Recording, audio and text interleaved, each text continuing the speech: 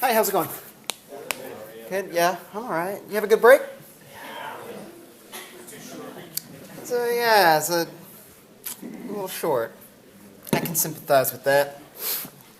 It was good, except for an assignment that was due Friday night. So it was due before class on Monday. Ooh, that must have been a rude awakening. It was. Yeah, how did that writing assignment go for you? It was easy. Easy? Actually, All right. yeah. Apparently I need to step it up a little bit for you. All right. Either it was easy or he did it wrong. I learned from easy.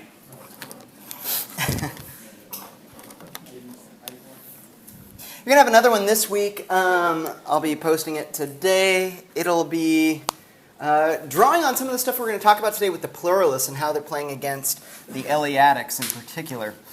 And as I mentioned before, what we've got here is the last two of the big kind of schools of pre-Socratic thought.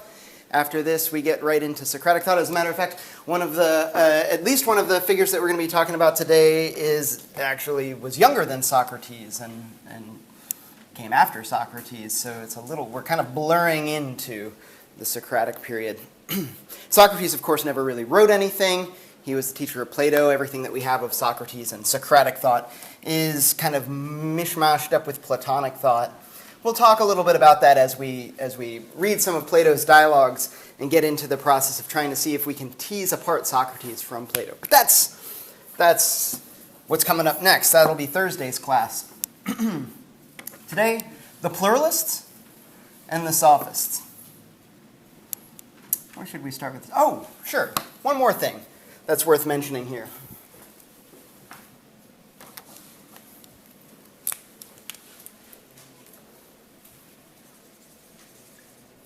It's already kind of been a thing in our discussions. Sorry, I have to kind of put that in the...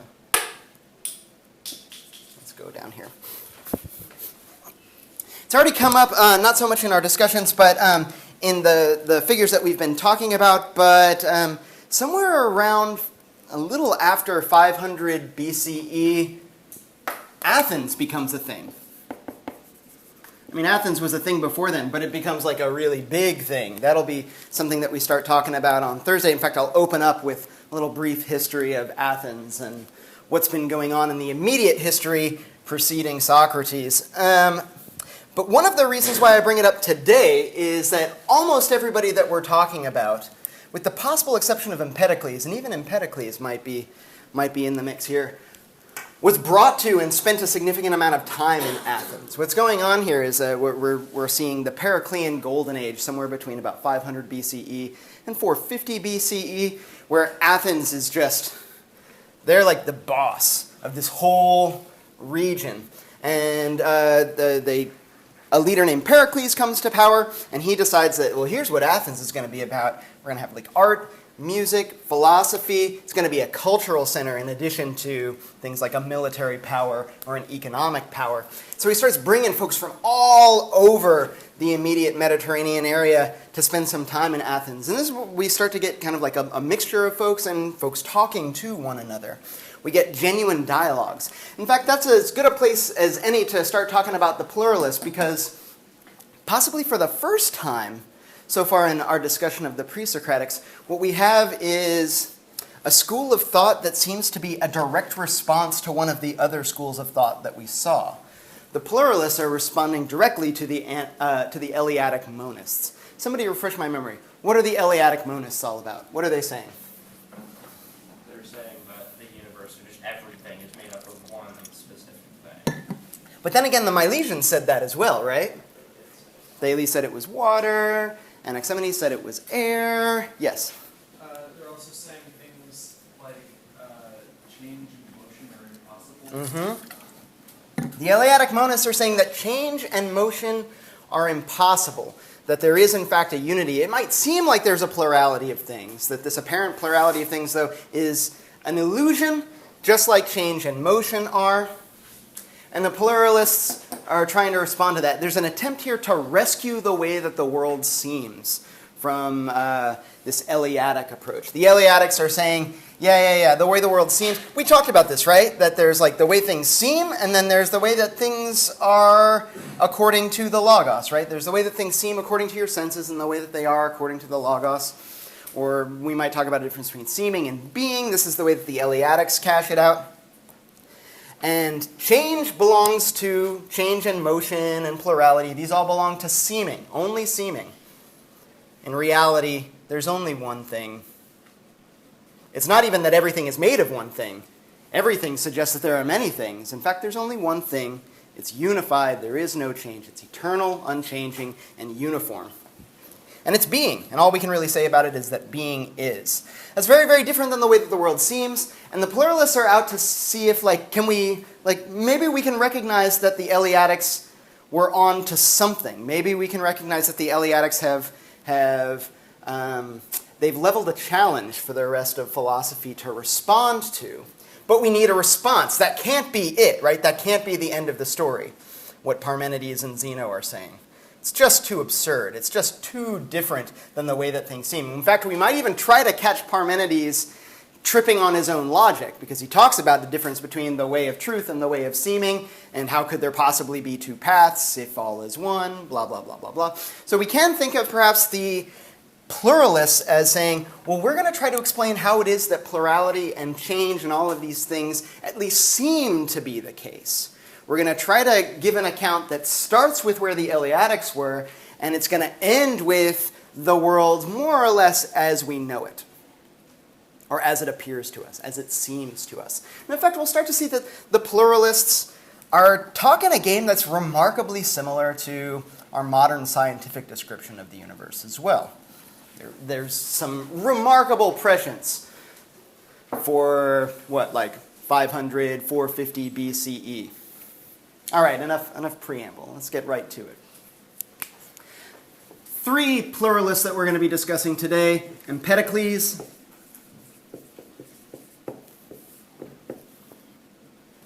who else? Yeah, Anaxagoras. Pronounce it how you will.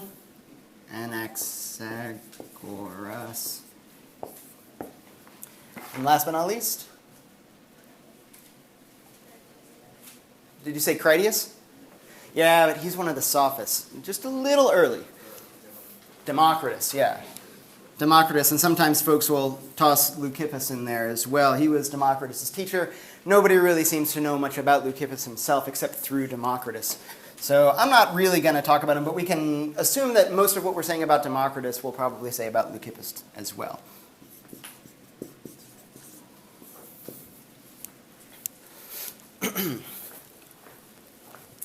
Empedocles. Ooh, I left something off the map, didn't I? Sicily. Can't forget Sicily.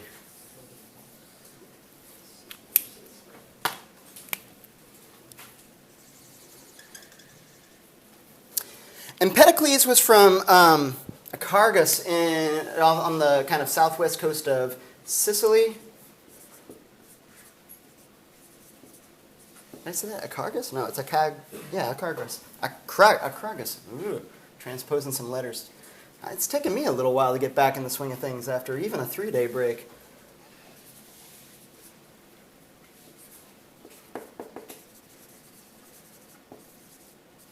And what a character Empedocles seems to be. We only really know about him secondhand from some folks, and a lot of that is apocryphal. Probably, you guys read Baird, and you have some idea of the life of Empedocles. Anything that jumped out? Or jumped in? Yeah. What is it? One of the ideas is that he flung himself into his life into the crater of Mount Etna. Into a volcano, right? Into an active volcano, the crater of Mount Etna. Believing himself to be a god, which seems like really, I don't know, a little arrogant, perhaps. On the other hand, we have stories of him being offered power, like the power of ruling, and he declines that and says he doesn't want to. So, definitely two seemingly conflicting stories. One in which he's just like, oh, he doesn't want power, but then again he refers to himself as a god, jumps into a volcano to prove it. Not really clear if that was true. Even if it were true, we can imagine he didn't in fact prove that he was a god. And he jumped in the volcano and never really came out. Not really sure what he was expecting to happen. Invisible? Yeah. It could have like exploded just as he would like Joe. Have you ever seen the movie Joe versus Volcano? Could have jumped in and then it erupted and blew him out into the sea where he was safe and sound. Near as we can tell, that didn't happen. Hard to tell if the volcano story is apocryphal or if it's true at all. Philosophically, the interesting thing about Empedocles is that we begin to get this pluralistic account. Right off the bat, we can see why it is that we would refer to Empedocles as a pluralist, mostly because he starts by talking about more than one arche, like a whole zoo of elements in our arche. He makes a couple of distinctions. The first one is really, really easy. We can think of him as doing something more or less like the Milesians. We'll talk about material arche, materialistic principles, what Aristotle is later going to call material causes. So we look around the world and we're like, why are things the way that they are? We can answer that why question in a variety of ways. One of the ways in which we can answer it is by talking about the material principles at work. And Empedocles articulates 4 material principles, and they're the 4 basic kind of ancient elements that we might be familiar with. Folks had talked about these 4 elements before, but usually in terms of gods, at least in the Greek world. We can talk about these being articulated as material archi in the Vedas over in India, a little before Empedocles. But we start to get some articulation of something that is relatively familiar to us, that we have 4 material principles.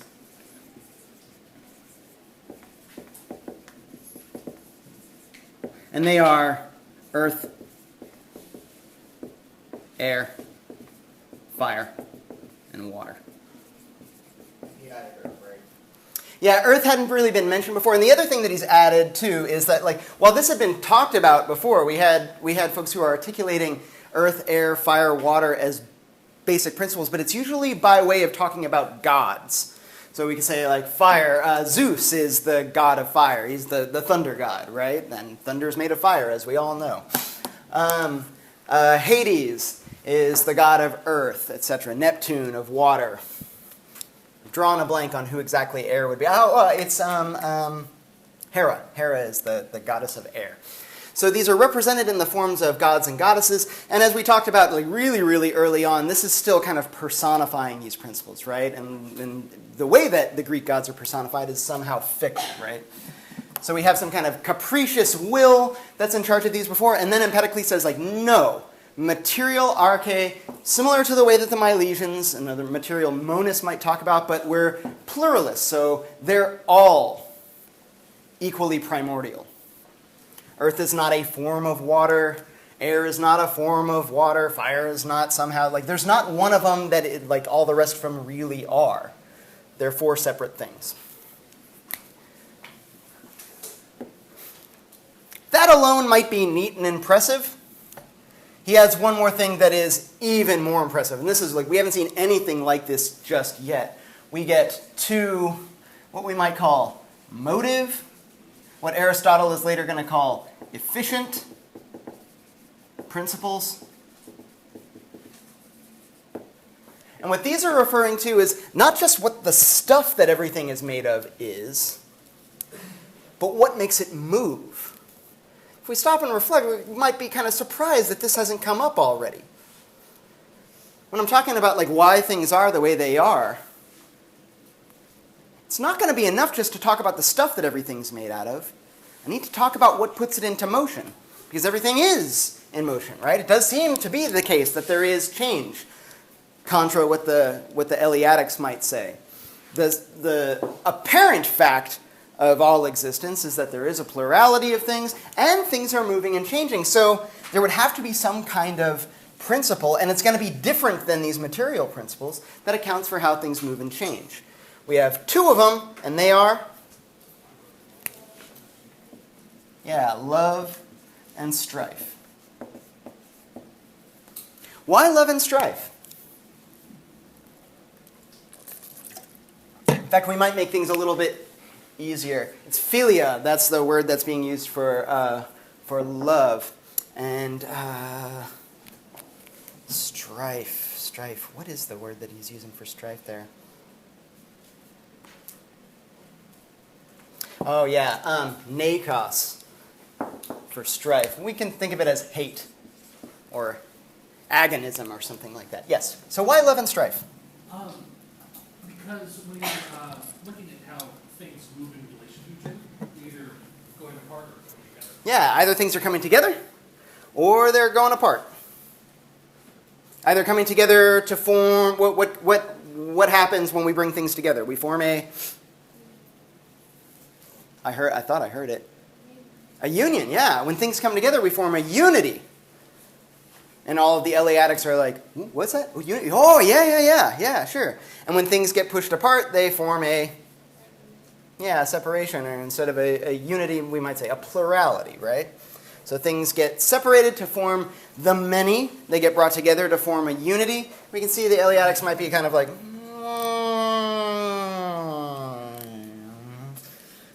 I'm not so sure how I feel about this. Heraclitus might also be kind of like chiming in on this too, and he might say like, this one for sure. Yeah, that's definitely right, because strife and war, these are the father and the king of all things. This is why there's an ever-changing plurality. So we can think of this not only as a response to the Eleatics, but maybe kind of like a marriage of Heraclitus and the Eleatics. This kind of trying to account for how it is that we can talk about unity and plurality in a way that accounts for the way that the world looks, more or less. Questions? Thoughts about Empedocles?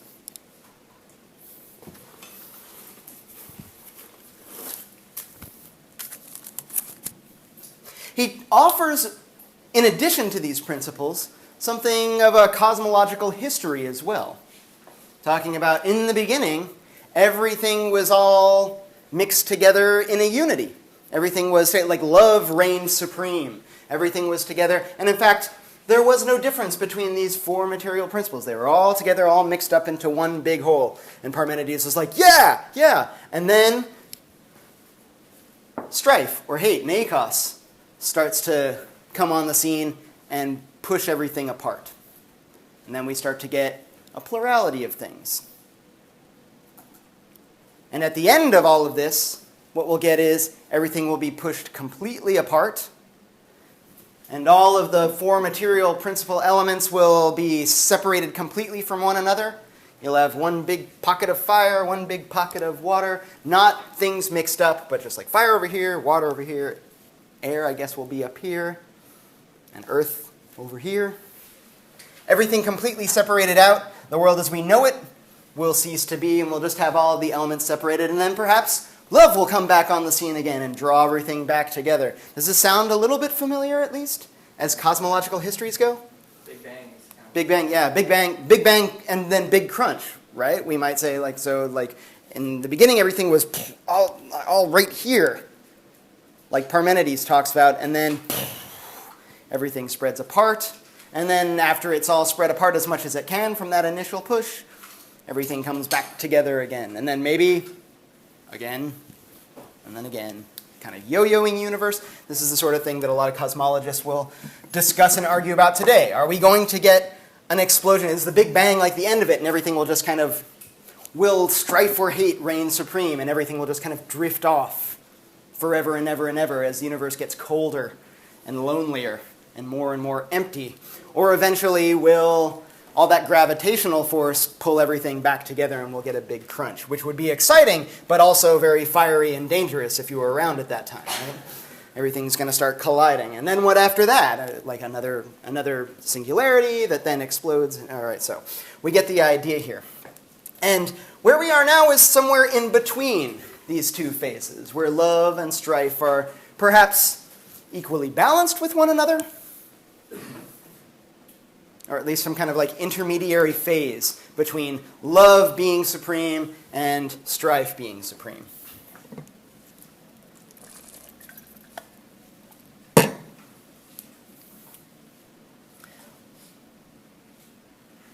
Does that make sense?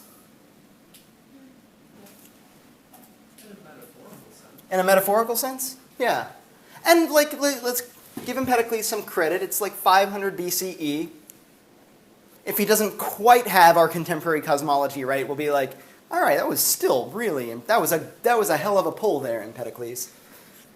I'm seriously impressed that you came up with that. Not only that, but that's a really important and good move here, right? That we didn't have anything like this before. We just had these sorts of things, or maybe some kind of abstract principle, and now we have things that get moved and things that do the moving. In fact, we still have this today. We can talk about mass-carrying particles, fermions, force-carrying particles, bosons, two basic different kinds of things in the universe, two basic principles. Matter and energy, we might think about it as well, right? There's the stuff, and then there's what moves the stuff and makes it move the way that it does. Sometimes those are attractive forces, sometimes those are repulsive forces. And the balance of those is what keeps things relatively stable but still moving in an interesting way, such that we can talk about the possibility of things being alive. Life is also this peculiar, it's on this knife's edge between order and chaos, right? Disordered enough that it's not just like a crystal sitting there doing nothing, but orderly enough that it doesn't just kind of dissipate into the ether.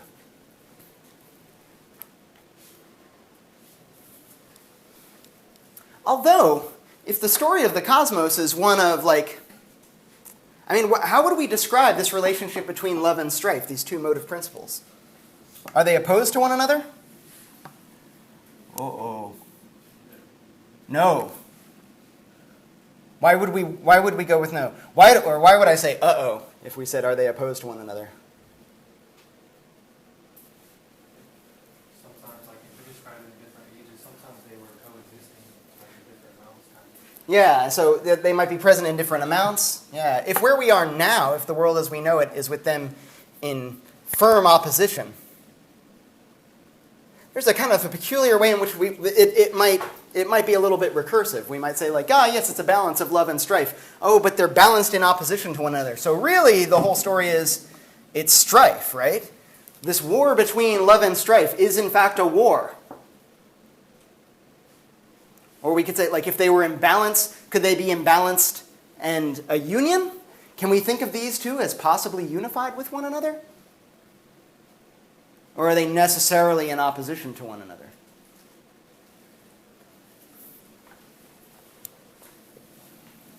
Or could we say that maybe this is the idea, that if there's a balance between love and strife, that it's somewhere between a union and an opposition between love and strife? I'm not really sure what that would mean, but yeah. This seems appealing, at least. The words came out of my mouth. I'm not sure if I understand what they mean. Yeah. Yes?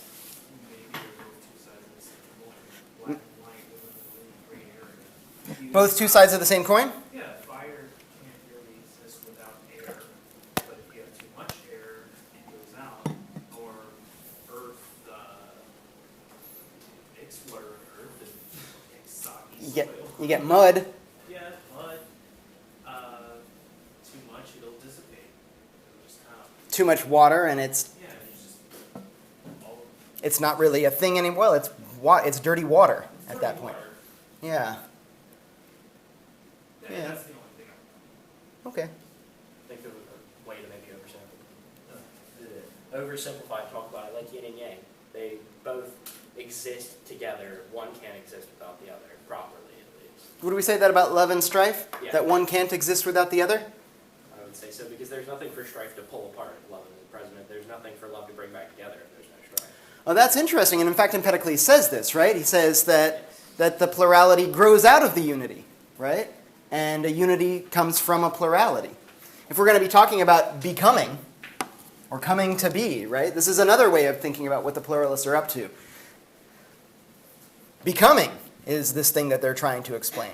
It's a form of change, how things come into being. And the becoming of a unity comes from plurality, and the becoming of a plurality comes from a unity. So yeah, maybe they are necessarily, they depend on one another. You can't get love without strife. You can't get strife without love. Although my sense is that the Eleatics would be like, of course you can. You can have love without strife. It's what we talked about. It's this like unified, unchanging, eternal humming ball of being. That's love without strife. Or you could talk about strife without any love. This would maybe be more of a Heraclitean picture of the universe, where everything is in constant change and there is no constant being. It's a constant state of becoming. Yes, Stan. So, to follow up what you said about possibly opposite sides of the coin,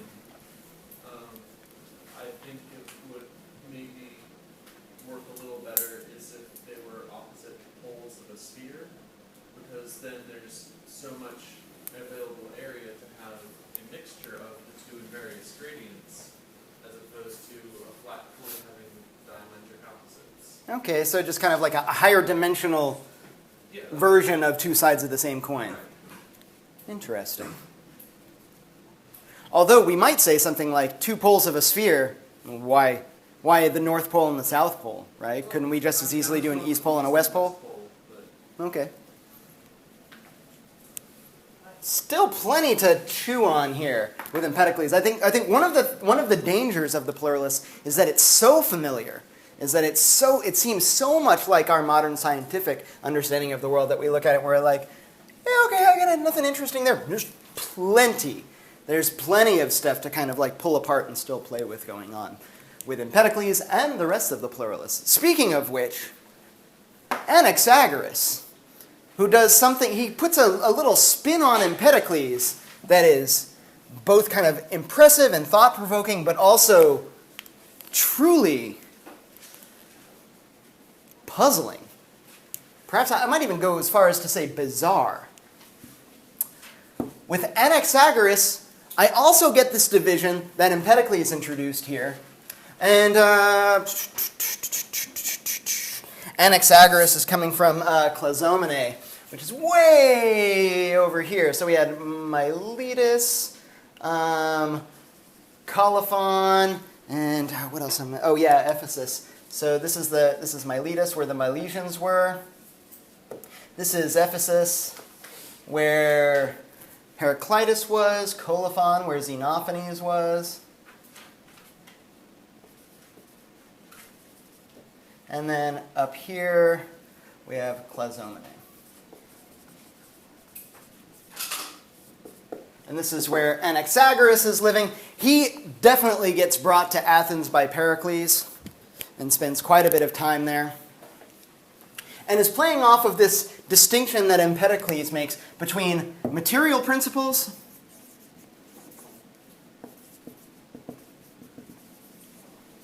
and motive or efficient principles.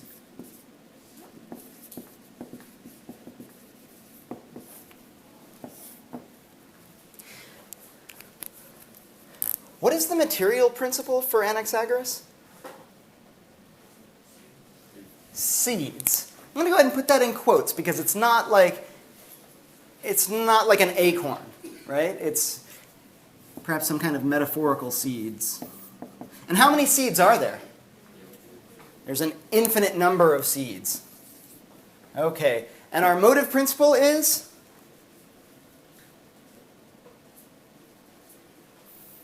I've got some pantomiming going on. Go ahead and say it out loud, folks. Mind. Or I'll go ahead and use our good old friend Noose, and then suggest maybe mind is the way that we want to translate it.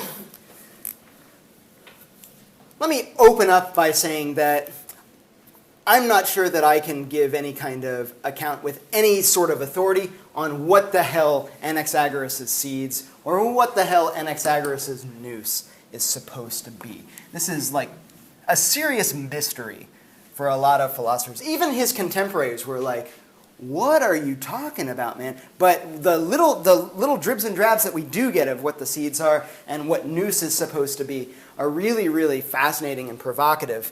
We kind of maybe wish that Anaxagoras would have elaborated more, or if he had elaborated more, that it would have been preserved and we could have it today to look at. Let's start with the seeds. What are these seeds like? Or just let's start with like your ordinary understanding. Like, what's the deal with a seed? They grow, right? Plant it and then it grows into something. If it grows into something, what are like the something that it grows into? Where did that come from? Came from the seed. So was it already in the, like, is the plant already in the seed? All the genetic information is in the seed. This is a contemporary understanding. All the genetic information is already in the seed. We might even suppose maybe Anaxagoras actually opened up a seed. We definitely know that that Aristotle opened up seeds. And so, you ever done this? You ever open up a seed? Yeah. What do you find in there? There's like a little tiny plant inside of a seed, which is like, whoa. Although that's like way more concrete than Anaxagoras is talking about. We might even think about Anaxagoras as talking about the same sort of stuff that Empedocles is talking about, but we have this distinction that we've already kind of discussed a little bit. Here we have a more or less materialistic or mechanistic account of what's going on. So we have 4 basic elements that we might say like, all right, sure. For ancient Greece, 4 basic elements was fine. Today we want to talk about, I don't know how many basic elements. Depending on how, like, if you want to talk about the different, like, the elements on the periodic table of elements, that's growing every day. What are we up to now? Like 120, 121, something like that? Yeah, something like that. With, like, the last dozen or so only sticking around for, like, brief fractions of a second before they fall apart. Or maybe we'll talk about protons, neutrons, electrons as like these are the 3 basic things. Or we'll talk about the basic subatomic particles. Those are the elements. And then attractive and repulsive forces. Or we might talk about like all of the electro-strong, electro-weak, gravity, like these basic forces, right? That's what's going on. So we can map that pretty clearly onto what Empedocles is doing and just say, yeah, he's got just a very ancient and primitive version of the way that a lot of cosmologists and physicists will understand the world today. Anaxagoras doing something slightly different, maybe a shift in a kind of a more abstract, more less scientific, perhaps more philosophical direction, where our account of the seeds is like this is a metaphor for talking about all of the things that could possibly happen already being contained within this basic elemental thing. So there's an infinity of seeds, and there's an infinity of properties already in the seeds.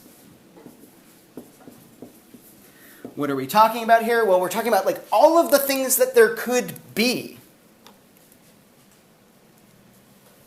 The hot, the cold, already in the seed. Every single seed. The basic material principle of the universe is one where it already contains everything in it. Hot, cold, wet, dry. Earth, air, fire, water. Perhaps we want to, if we want to think of it as an atom, although that's not going to be the word that we use until we get to Democritus, but if we want to think of some kind of like basic particle of which there are none smaller, they contain everything already in them. In equal parts, at the beginning at least. At the beginning, everything was together, and you had just these seeds all kind of mushed together in one place, and they were all identical to one another. They all contained all of the possibilities of the universe in each one. As the universe kind of unfolded, again, we get a kind of a cosmological history. As the cosmos unfolds, then all of these potentials within the seeds, they start to come into different sorts of balances with one another. And so water becomes wet and not dry. We can think of like the wetness comes to dominate over the dryness in every single water seed. In fire, the wetness goes away and the dry comes out. Is fire dry? I think so. It dries things. Yeah, perhaps. But you also have cold and hot. So, like, dry would be earth, and then the hotness would dominate. Yeah, and in fact, we get several accounts, if not from Anaxagoras, then folks who were clearly influenced by Anaxagoras, that talk about our four basic Empedoclean elements in terms of hot, cold, wet, and dry, right? Water is wet and cold. Earth, I believe, is wet and warm. I might be messing this up. Air is cool and dry, and fire is hot and dry. Is that right? Did I get it right? Okay. Anybody who's done some study of modern philosophy might also recognize that there's something going on here with Anaxagoras that's kind of strangely reminiscent of something that's going to come more than 1,000 years later in Leibniz's monadology. If you know Leibniz's monadology at all, where Leibniz says the basic stuff of like the entirety of the universe are these windowless monads that also reflect everything, right? And you could look at one monad and read the entirety of the universe because it kind of spells out its relationships to every other monad. So Anaxagoras' seeds, not all that different from Leibniz's monads. And not clear how influenced Leibniz might have been by Anaxagoras, or if he ever read him at all. I might be able to do better than that, but let's, for just the moment, say like, yeah, that's a weird idea. And let's move on to another weird idea. Noose. It's a great article by Kurt von Fritz about, I think its title is Noose Noein and its Derivatives, about the word nous in ancient, specifically pre-Socratic philosophy, and what's going on with the use of nous. Like, what do people mean when they talk about nous? And there's a little parenthetical subtitle on this article that says, except Anaxagoras, because who knows what the hell that guy is talking about when he talks about nous.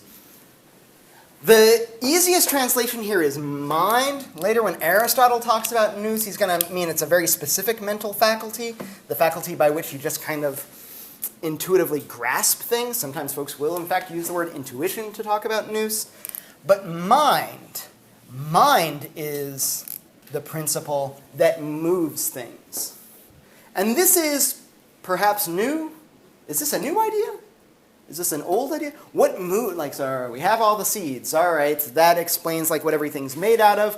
They all contain the possibilities of everything. Okay, so how does the world as we know it come into being? Well, nous stirs the whole mixture up and sets things into motion, and that's how we come to see what we've got today. This is the world in motion, made up of all these seeds that nous has moved.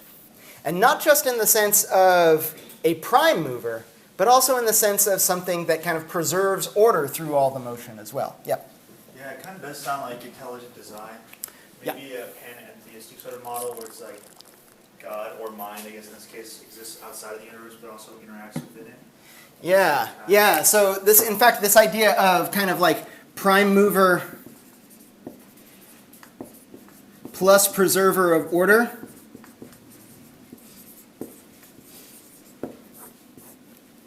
is we could see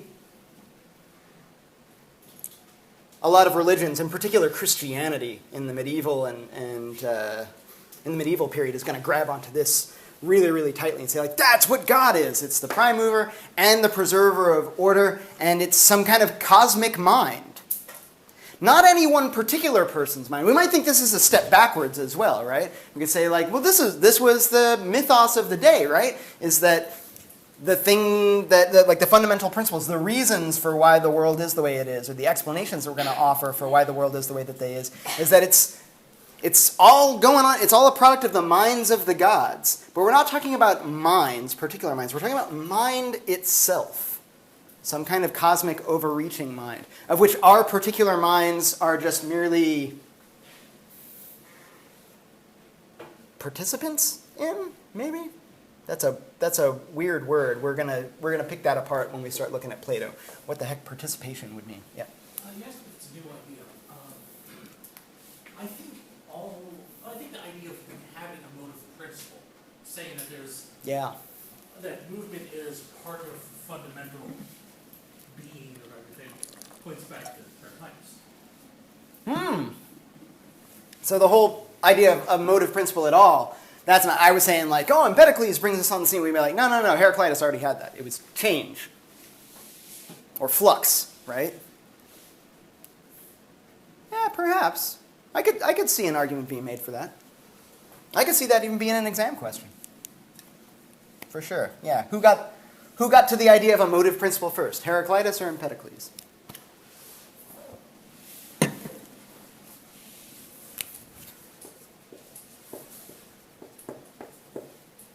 And not just gods, but God. In a kind of like expansive sense. In a kind of Xenophanes' sense of God, right? Something that's maybe beyond our comprehension.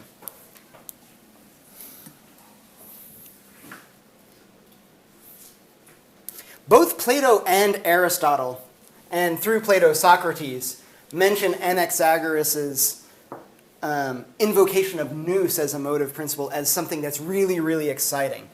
We'll see, I think we'll read, yeah, we definitely will read in Phaedo, where Socrates says, like, when I heard that Anaxagoras said that Noose is like the fundamental principle that moves all of the things in the universe, I got really, really excited, and I went out and bought the complete works of Anaxagoras, and I read them, and after I read them, I was like, oh, that was disappointing. He never really said what was going on there. We don't get very much elaboration. We might even decide that it's a relatively thin account of mind. But maybe this is exactly what we expect for like whoever gets there first, right? You get there first, you say mind, and then it's going to come to later folks to say like, and tell me about this mind. What is its nature? How does it actually operate?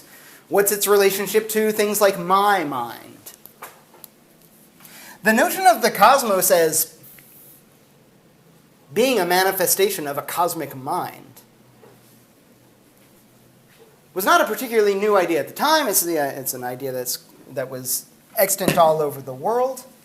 But it gets a very kind of precise articulation from Anaxagoras here, one that, especially in the context of what's going on with the rest of the pluralists, especially in a response to the Eleatics, is one that's really, really interesting. Because both Empedocles and Anaxagoras talk explicitly about these sorts of approaches as being a way to kind of keep one foot in the Eleatic camp and one foot in this kind of camp of like the world as it seems.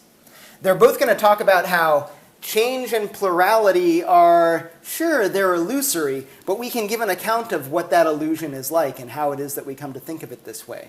Both Empedocles and Anaxagoras, and Democritus, in fact, will stress that there never is any real change. There never really is any coming to being or perishing. All we're really doing is rearranging the parts that have always been. So we can talk, I suppose, in the way that the Eleatics want us to talk and say that nothing ever changes, everything always was, and it's eternal. Sure, the seeds always were, always are, always will be, and the seeds perhaps never change, but we move some stuff around. We rearrange things, and it appears to change to us. We say the same thing here with Empedocles. Earth, air, fire, water, they always were. Love and strife, they always were. The only apparent change, the only seeming of like change and plurality comes from the way that these interact with one another, but they've always been. Do you think, like, is that a good enough? Do we imagine that somebody like Parmenides would be satisfied? Would he be like, oh, wow, yeah, you solved the problem? Or would he be like, you've completely misunderstood me?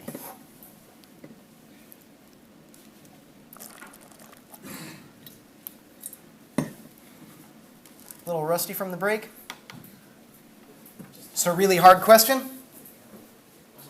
What would Parmenides say? You're like, I have no idea. I'm barely trying to figure out what Parmenides did say. Yeah. Yeah, Parmenides would be like, hold on, let me go trip out. I'll ask the goddess. Well, I guess if there's strife and separating, I'm assuming the things have to move away from each other, so that would imply that there'd be a space for them to move into. Yeah. Yeah, which Wouldn't really answer the problem. brings us to Democritus and atomism.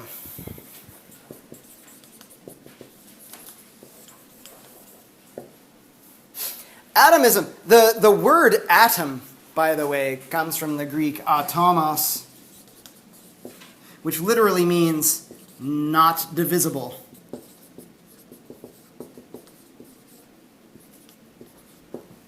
The idea of a smallest indivisible particle. Surprisingly, nobody had ever really thought of this before. In fact, we might look at Anaxagoras seeds and you're like, oh, these are his atoms. Like, well, not exactly, because there's all these like things inside the seeds, right?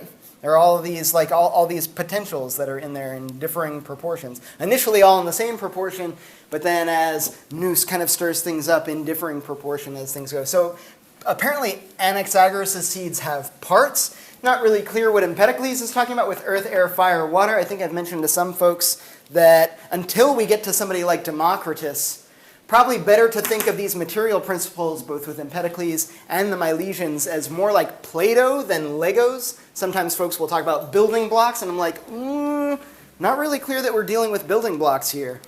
Because it seems here that Empedocles and the Milesians are talking about these things as a substance, not atoms, right? Not something atomic, not building blocks, but more of like a uniform substance. But Democritus brings up this idea that like we have a smallest fundamental, indivisible sort of building block that everything is made of. And these things have some primary qualities. And those primary qualities include things like shape and size, maybe weight.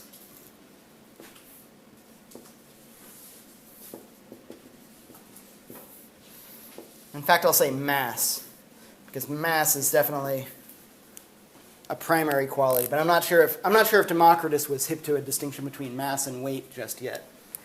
And all of the atoms have some particular shape and size.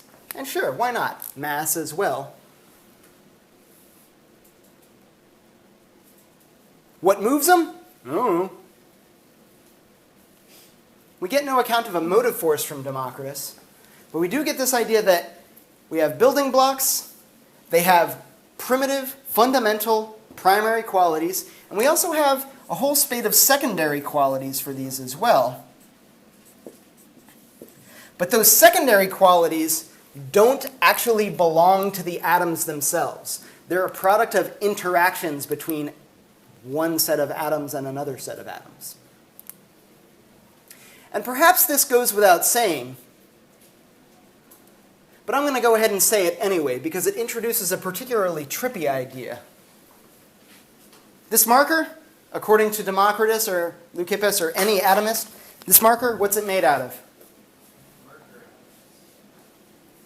I don't know if they're specifically marker atoms, but they're atoms, right? It's made out of atoms.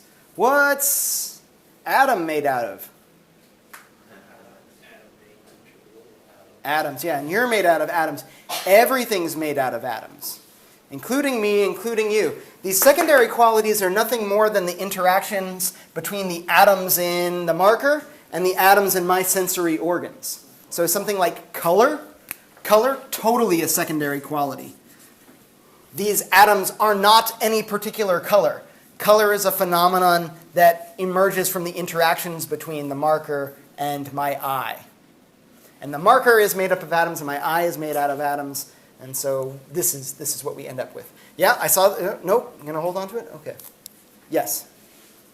I have an idea going back to the seeds. Sure. The seeds that are Noose. As you said, the Noose was a way of grasping everything and kind of connecting it into one.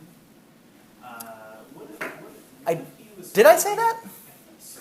Something like it, where he's like it kind of takes everything and just kind of like interconnects it. Okay, I don't know if I did say that. I'm not sure if I would want to go on record with it, but go on. I'm curious to see where this goes. Would you say the seeds are like a perfect example of like said love and strife. Would it be the perfect example of love since it seriously utilizes all of those elements? It uses earth to grow in, it uses air to breathe, it uses the rays from the sun, or symbolic reference of the sun's rays as fire to kind of grow, and it needs water to kind of drink from. And it has all those elements into itself to pretty much grow into something else. I've just been thinking about that. Yeah, I'm not sure. One of the reasons why I might hesitate to say that is kind of getting into this distinction that Democritus is making as well. Because love and strife seem to be relational properties, at least in the way that Empedocles is using them, right? Love as an attractive force, strife as a repulsive force. These are relational properties. They have to do with like two or more things relating to one another. Same as these secondary qualities that Democritus is talking about. Whereas it seems like the properties that are in Anaxagoras' seeds, they seem to be perhaps, at least intended to be, all primary qualities. That something, as far as Anaxagoras was concerned, if we're talking about the wet and the dry and the hot and the cold, that they're wet and dry and hot and cold in themselves and not anything relational. Democritus, in fact, is going to say, like, baloney. Wet and dry and hot and cold are totally secondary qualities. No atom is hot. Hot is a feeling. Hot is a sensation that you get, and this is the interaction of, like, atoms out there that aren't you and atoms that are part of you that then cause, I don't know, what, some kind of physiological chain reaction that then creates something going on in your brain. How much of this Democritus himself was hip to, unclear. But we can definitely think this is maybe the closest to an articulation of a modern scientific viewpoint of what's going on in the world, right? That there are fundamental particles, they have certain properties, and everything that we see is nothing more than just the interactions of those particles. And not only everything that we see, but also the apparatus through which we see. We, too, are made up of these things. This idea of primary and secondary qualities is going to be an idea that persists well into modernity. It's a big, big-time philosophical idea. Yeah, Locke is going to make a big, big fuss about it. Yes? I know that you said you might not make distinctions, and maybe you really overthink it, but I seriously doubt anybody's overthinking anything here. Yeah. mass makes sense to be the primary quality, but wouldn't weight be the secondary quality? Yeah, that's why I said mass instead of weight. Yeah, exactly. Yeah. So this is in fact, this is the difference between mass and weight, is that weight is a secondary quality. Weight changes depending on where you are, right? All my physics students, anybody who's ever used a scale before? Weight is what you read off of a scale, and you might infer mass from weight, right? So your scale is going to read differently on Jupiter than it will on the moon, than it will on Earth, but the mass is always the same. Weight is an interaction between things, it's the gravitational force between some object and a planet, perhaps, whereas mass is something that the object has itself. Yep. Not overthinking at all. That's dead on the money. Yes? I'm still having trouble distinguishing between like the primary and secondary qualities. Like what is it that makes them primary versus secondary?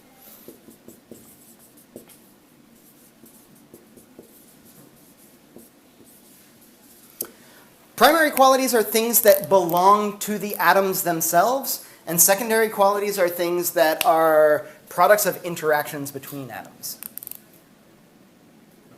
Does that, and would it be clear enough how shape is something like, the atom has a certain shape, regardless of what I see. Although we might say that the shape of an atom might determine what its color appears to be. Especially if we think that, like, the atoms in my eye have certain kind of, I don't know, we can think of this as like, let's say there's a part of my eye that's made up of atoms that look like this, and then there are some atoms in the marker that look like this, and then the marker is constantly, this view it's attributed to Empedocles by Socrates in one of the Platonic dialogues, although this does seem to be maybe closer to Democritus by what we know today. I'm not, for a moment, assuming that I know the Pre-Socratics better than Socrates did. I'm sure he knew them better, like he was much, much closer to them. He knew some of them personally. But the idea here is that this quote-unquote red marker, it's constantly emitting atoms from itself.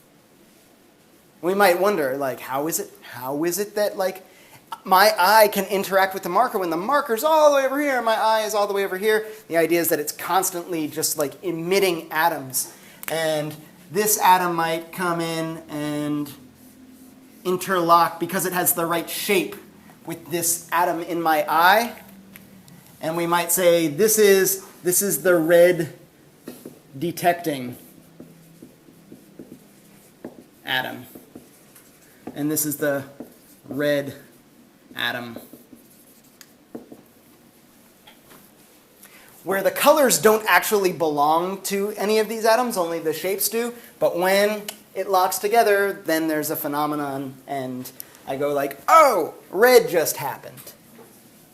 Does that make sense? This is actually not too terribly different than our contemporary theory of color sensation, rods and cones and stuff like cones, the way that cones work, right? That they're tuned to specific wavelengths.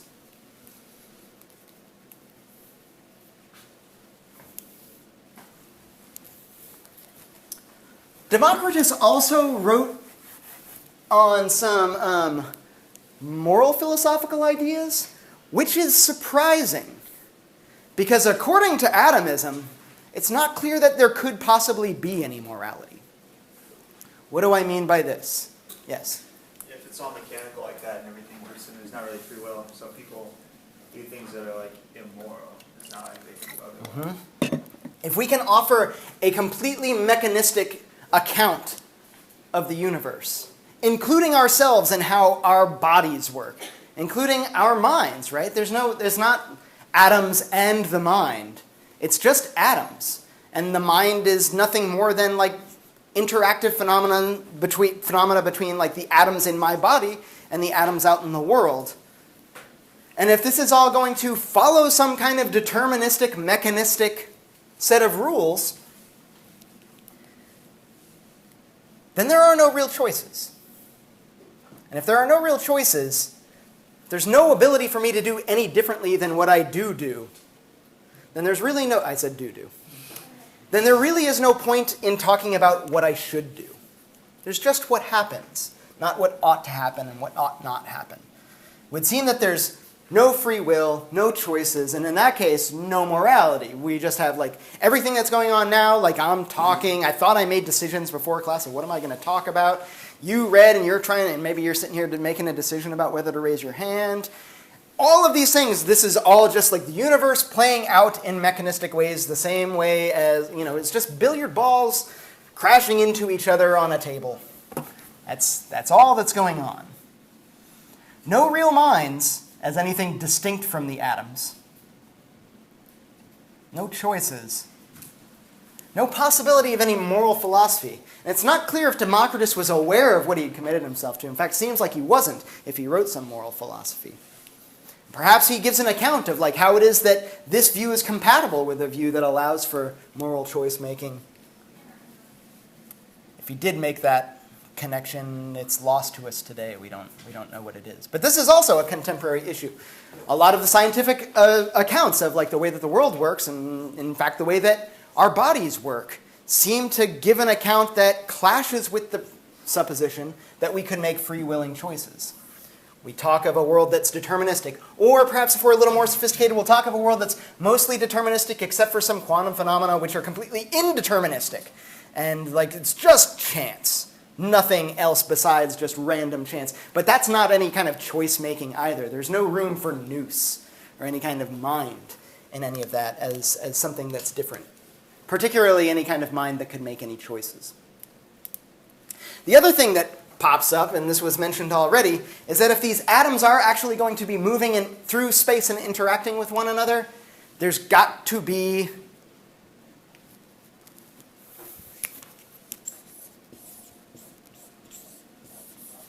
a void. Nothing more than atoms and the void.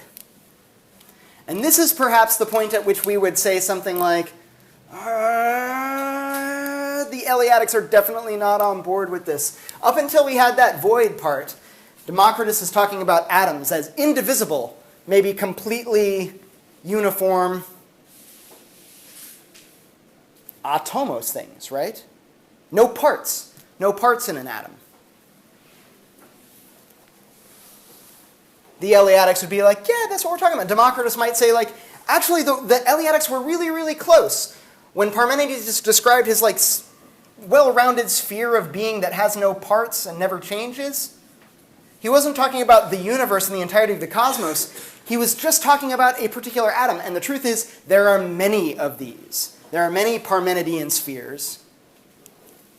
Perhaps they have differences in shape and size and mass, and they all interact with one another. Oh, this is interesting. He takes the Eleatic move and he says, like, yeah, that's just one of the things. And in fact, there are billions and billions of those Parmenidean universes, and we're made up of many of them, and we're kind of interacting with the world, and that's made up of many of them. But as soon as we get to this idea that, like, oh, well, if they're going to move and interact with one another, if they're going to collide and interlock and do any of these sorts of things, if they're going to move through space, there's got to be empty space. There's got to be a void. Otherwise, how can things move, right? All of the atoms would run into one another. If it's all just kind of tightly packed atoms, then this one can't interact with this one because all of this stuff is in the way. You've got to have a void. You've got to have empty space in between. And Democritus and the rest of the pluralists just seem to kind of like bite the bullet on this.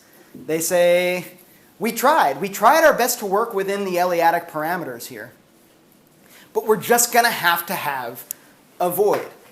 Parmenides and Zeno and all of the rest of the Eleatics are going to be like, you mean non-being? You mean non-being is that what you're saying? And Democritus would have been like, yeah, like because we're left with this choice, right? We've got a fork. We've got this dilemma on our hands. Either the Eleatics are right, and there is not even the possibility of explaining any apparent change. The pluralists are trying to kind of reach out and meet the Eleatics halfway and say, like, okay, yeah, sure, everything that is has always been. It's eternal and unchanging, but there's the appearance of change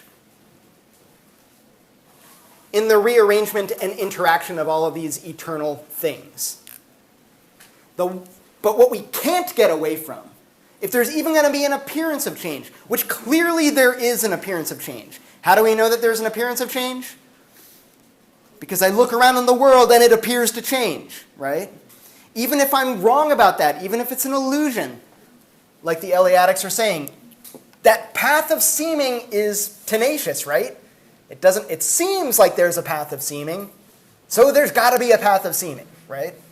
I can't get away from this idea of seeming change and plurality. And if that's even going to be a possibility, there's got to be a multiplicity of things. They've got to move through space and interact with one another. That means there's got to be a void. The Eleatics seem to, like, they just bite the bullet and they go the other way. They say, well, the void is impossible, so therefore there can be no change in plurality. QED, we're done here. And the pluralists say, like, we just have a completely different intuition on this. We agree where the fork is. We're just going to the right, where you go to the left. There's got to be apparent change, so that means there's got to be a plurality and there's got to be a void. Which leaves me 6 minutes to talk about the Sophists. Which I'm actually okay with. All right, so Empedocles was from Anaxagoras over here in Sicily. Anaxagoras over here in Asia Minor, in Clazomenae. Democritus from up in Thrace. They all eventually, at some point in their careers, even, and this one, there's like less reliable records, but there are some good guesses that Empedocles came to Athens. The Sophists also spent quite a bit of time in Athens. They traveled all over the Greek world. One of the reasons why they traveled all over the Greek world was they were selling their services. What were those services? Teaching rhetoric. Yeah. They taught young, wealthy men how to make convincing arguments. This is an incredibly useful skill, especially in a burgeoning democracy like Athens. Because if you can make compelling arguments, then you can convince people of things, and you can have your will be manifest, right? You have political power if you can make convincing arguments in a democracy. So that's one of the things that unites all the sophists. They were tutors of rhetoric. And this thing that Socrates is going to make so much hay out of, he's going to come back to this over and over and over and over again, is that they make arguments for money. And he doesn't like that. Can you see maybe where he's coming from? Are you suspicious of somebody who makes arguments for money? These days, our version of people who make arguments for money tends to be like, this is what? This is lawyers, right, I guess? And insofar as lawyers have a bad reputation, it's because we think like, you just make arguments for money. You can't be trusted. You'll make, like, if I give you some money to make this argument, you'll make that argument. If the other guy on the other side of the argument has more money and he pays you, you'll make the argument for his side.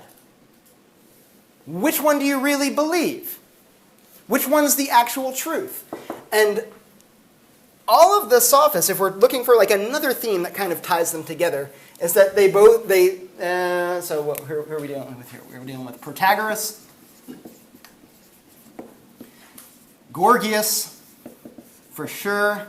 Critias, maybe. He's if there's a possible black sheep there, kind of like Anaxagoras. Maybe it's Critias. But Protagoras and Gorgias are both kind of unrepentant relativists. Or maybe the word that we're looking for here is maybe they're cynics. Maybe, I don't know, maybe we're looking for another word altogether here too. Maybe it's, maybe they're skeptics. They're kind of almost epistemological nihilists. They'll just say, well, there is no truth. This is a bold stand. Like, it's hard to think of something that would be like more different than what Parmenides has been talking about. Way of truth and a way of seeming. But really there's only one, it's the way of truth. Somehow we've got to think of the way of seeming as part of the way of truth, and that's what the pluralists are trying to do. They're trying to how is it that things seem the way that they seem? We'll give a true account of why it is that plurality and change appear to happen. The sophists just bite the bullet and say, there is no way things are. There's only the way that they seem. Protagoras famously said, man is the measure of all things, by which Socrates takes him to mean there's nothing but opinions. No truth, no reality, just different people's opinions. Gorgias says something very similar. He says, look, there is no truth. There's no way things are. And even if there was, there'd be no way to comprehend it. And even if there was a way to comprehend it, there'd be no way to communicate that comprehension to anybody else. All speech and language is rhetoric. It's getting people to be convinced so that they believe. There's nothing more than those beliefs. There's beliefs or there's opinions. There's just doxa. No way of aletheia, just a way of doxa. And if that's what one believes, we could see how they would have no problem making arguments for money, right? Being a gun for hire. Teaching people this art. Could you ever do anything bad? It's just, what is bad? It's just people's opinions, man. We can also see how this is the sort of thing that might horrify some folks. We would look at this sort of attitude and be like, I don't want you as my neighbor. A person who says there's no such thing as truth in any domain. Moral, physical, metaphysical. No way that the world actually is, just opinions. We might even try to trip them up on hoist them on their own petard, as it were, right? And say, no truth? What about there's no truth? Is that true? Or is that just like your opinion, man? And my opinion is that there is a truth, and apparently it's equally good as yours. Where do we go from here? This is a classic way of trying to like turn about on a relativist or a skeptic. Critias says something slightly different. He doesn't really come out quite in full support of a full-blown relativism or cynicism or like a very peculiar brand of skepticism. He's just an atheist, really, at the end of it. I mean, like, we can try to dress it up, and it's not clear that he's saying that there's no God. He's saying actually something very similar to what Xenophanes was saying, pointing out that people invent gods, and Critias goes one step further and says, here's the reason why people invent gods: for political power. You can control people if you sell them a story about gods. Opiate of the masses, right? As Karl Marx will say, much later. Religion is nothing more than a way of controlling people. This gets him into a great deal of trouble in Athens. And in fact, Socrates gets mixed up in this trouble. Critias and Socrates were related to one another. I think like a cousin on his mother's side. Critias was a second cousin on Socrates' mother's side. Yeah, which I guess what they would be. Does it go both ways? If I'm your second cousin, you're my second cousin? I think that's right. Yeah. We can talk more about the Sophists, and we will have ample opportunity as we read Plato. Socrates will talk about the Sophists. Also, perhaps there's reason to keep talking about this because I kind of poop. I don't know. What do you guys think? Was I charitable towards this position? I didn't give it a whole lot of time. Was it clear that I don't think much of it? It's all relative. Yeah. And maybe you're sitting there being like, well, that's Rosenfeld's opinion, I guess, that like the Sophists don't know what they're talking about, an incredibly problematic position. And hey, what the hell, man? You were very, very sympathetic to everybody else, even when they said crazy stuff like everything's made out of water. But how come you aren't more sympathetic to the Sophists? Maybe one of the reasons is because I don't think that there are a whole lot of people running around today saying that everything's made out of water, and so I'm not really worried about trying to convince them otherwise. I think there are a whole lot of people running around the world talking like Protagoras and Gorgias are, and I think that it's a very dangerous idea, but maybe I'm being too casual. Maybe you want to say like, but like, isn't this the way that things actually are? In which case, no, that I'll be like, wait, I'm sorry, what, the way that things, what now, actually are? I don't know if you get to say that. But if you want to press this issue a little more, by all means, like, come talk to me. You can bring it up in class. We can talk about it more. I'm hoping that just the demonstration alone of an alternative way that we're going to get through Socrates and Plato will be enough to convince you that, like, yeah, all right, that's not particularly compelling. Maybe we can do a little bit better. Any questions? Yes. I'm going to post an assignment, another writing assignment. There's going to be, first of all, today I'm going to post another reading assignment and a reading quiz. It's going to be Euthyphro. This is the first Platonic dialogue that we're going to read. Euthyphro is the first Platonic dialogue that most people read. It's a good starting point. So we're going to start with Euthyphro, and also I'm going to post a writing assignment, and it's actually going to be about this question of the void and what's going on with the void. And should we be taking the path that the pluralists are taking with respect to the void, or are the Eleatics more correct with respect to the void? Any other questions? Yes. In regards to like the last assignment we had, whether it was complete or strife, and then again, this new question you said was emphatically was a Heraclitic is there a right or wrong answer to these things? Or? Yes, but I don't necessarily know what it is. So what I'm more concerned with is, can you argue for it? I want to see evidence that you're thinking and that your reasons are good. I'm not so much concerned with right or wrong. There are some things that there's like a right or wrong about. Like if you say, Empedocles said that everything was mathematical ratio, I'd be like, no, he never, Yeah, these deeper questions, I'm really more interested in your thought process than the answer that you get. Okay, thanks for sticking around a little late. Talk to you guys later.